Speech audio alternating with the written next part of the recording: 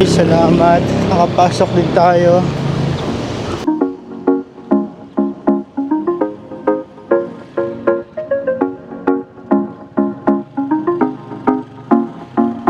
So few days after ng November 1, bibisitahin naman natin yung puntod ng mga kamag-anak ko dito sa Olongapo City.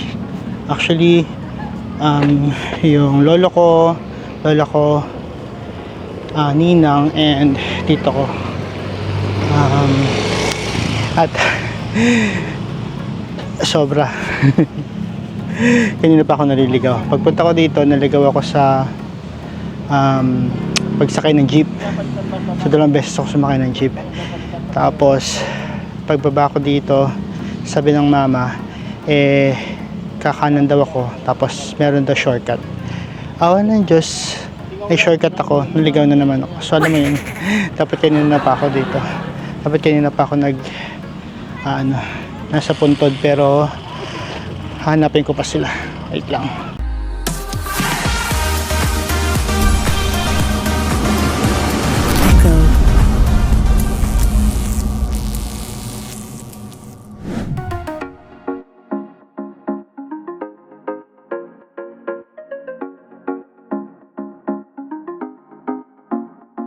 So sabi ng mama, pagkatapos daw ng rebulto ng grotto, ikakanan tayo. Hanapin natin kung mahanap natin. Actually dati doon ng puntod ng mga lola at ang tito junior, pero dito na daw ngayon. Tapos hanapin natin kasi maliligaw na naman tayo. Sa unang kanan.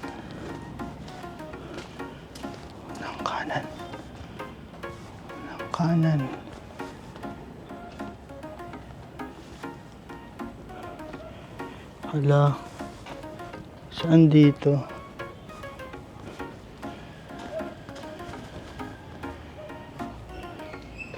Walang pangalan.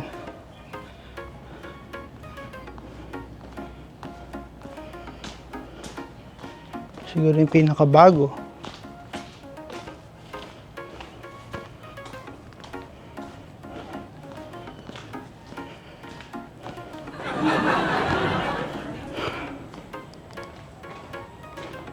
Hala, hindi ko makita.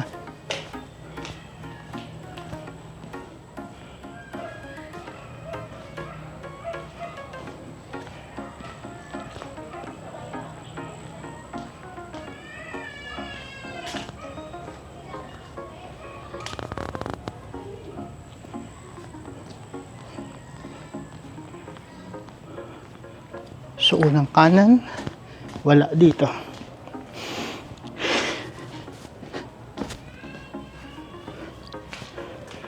Diba, mas lalo mahirap maghanap.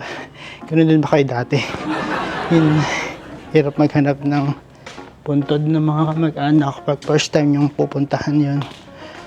Lalo na kapag November 1. So, hindi na November 1. Ihanapin natin yung puntod ng mga lolo. Ng lolo, ng lola.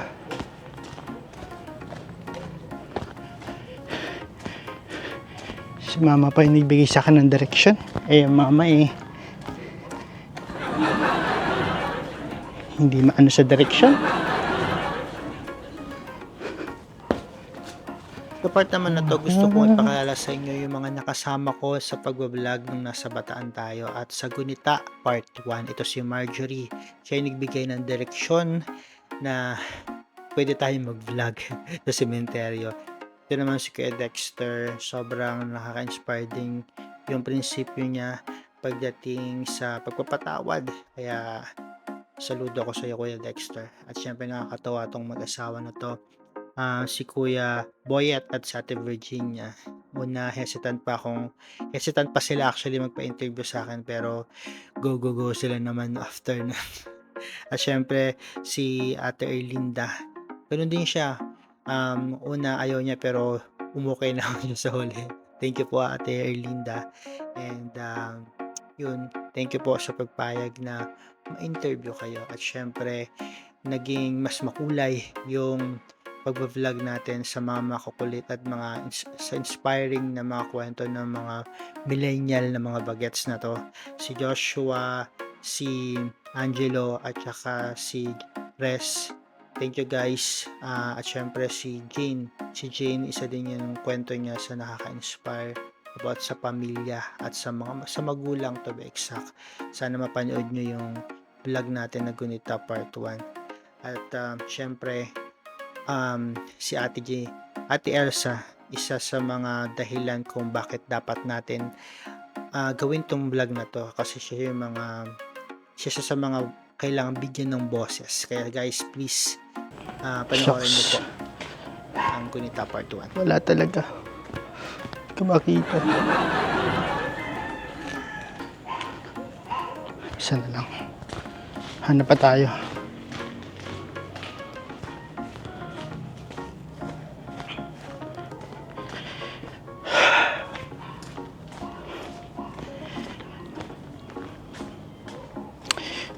Actually dati noon,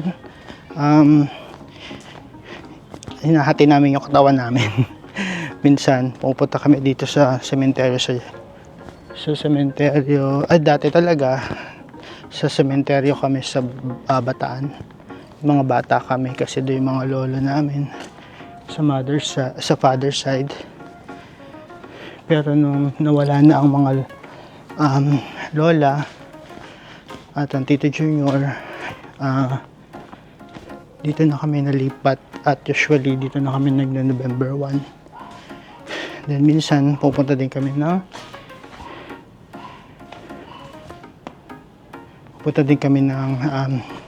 Hermosa, ganun, lipat-lipat. Ngayon hindi namin sila napuntahan kasi doon kami nag-spend ng November 1 sa Bataan. So dyan tayo galing guys. Tapos ito yung sinasabi ng pinsan ko at ng mama ko na shortcut.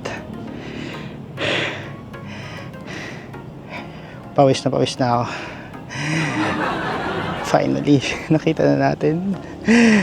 Ayun ang puntod nilang 3, 4. So finally nakita na natin sila. So ang lolo, ang Tito Junior, at ang lola. So finally nakita na natin. Kailangan natin magtulos ng kandila kasi baka umulan na. Nahanap na din natin. Tinawagan ko yung pinsan ko para confirm kung saan talaga yung lugar ng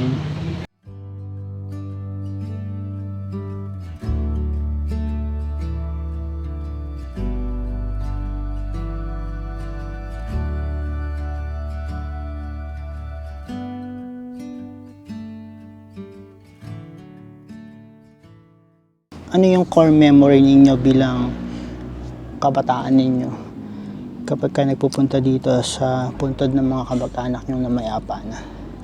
Ako, get together na yun ng mga magkakamag-anak.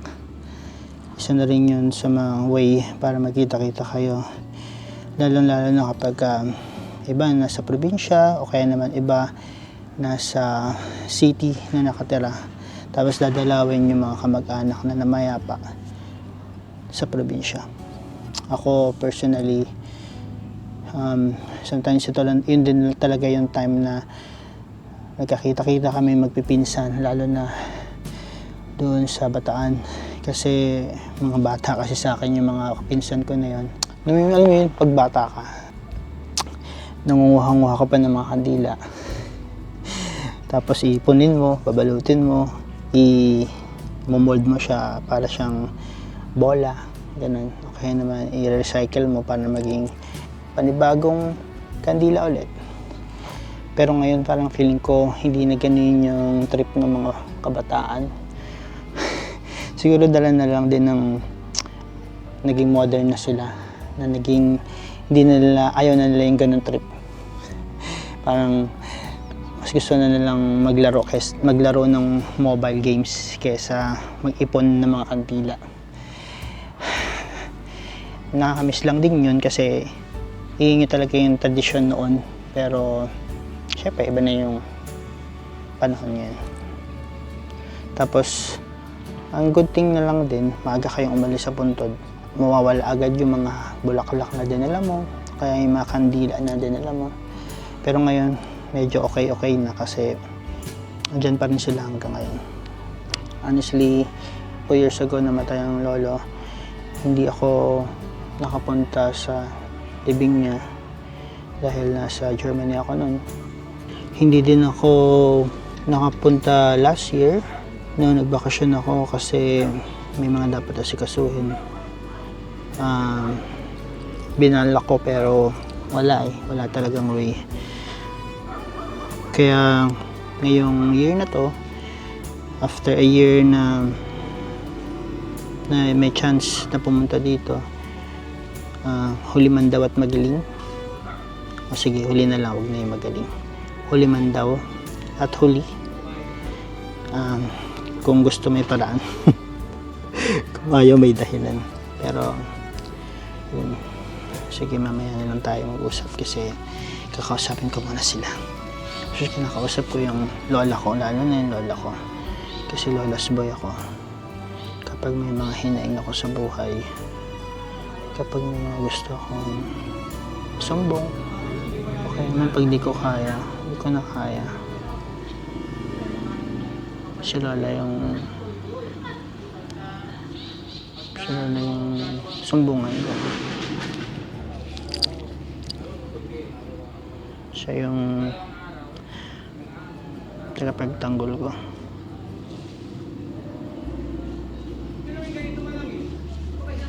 Miss ko lang yung lola.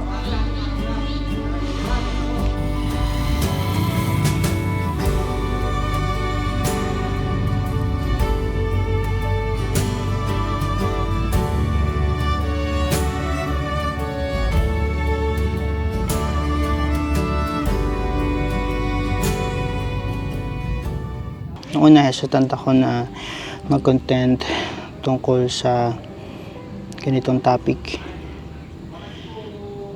Kasi parang sabi ko, uuwi ako na pure bakasyon lang yung gagawin ko.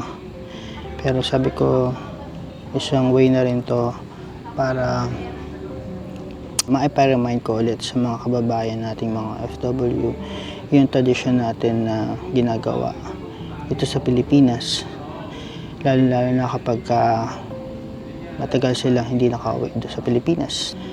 So ginawa ko yung video na ito para din sa kanila na hindi pa nakakauwi, sa mga kababayan natin na hindi pa nakakauwi, mga FW na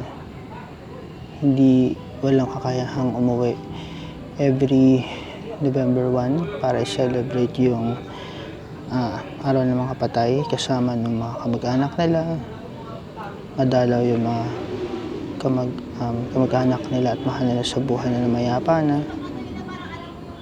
Kasi mas inuuna nila na pag-ipunan yung mga mahalaga ding bagay.